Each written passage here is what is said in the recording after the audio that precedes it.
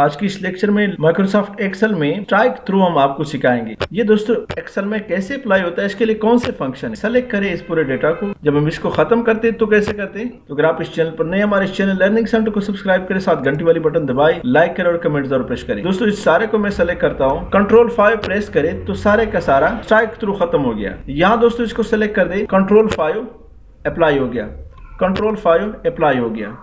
इस पूरे रो को सेलेक्ट कर दे, कंट्रोल 5 अप्लाई हो गया।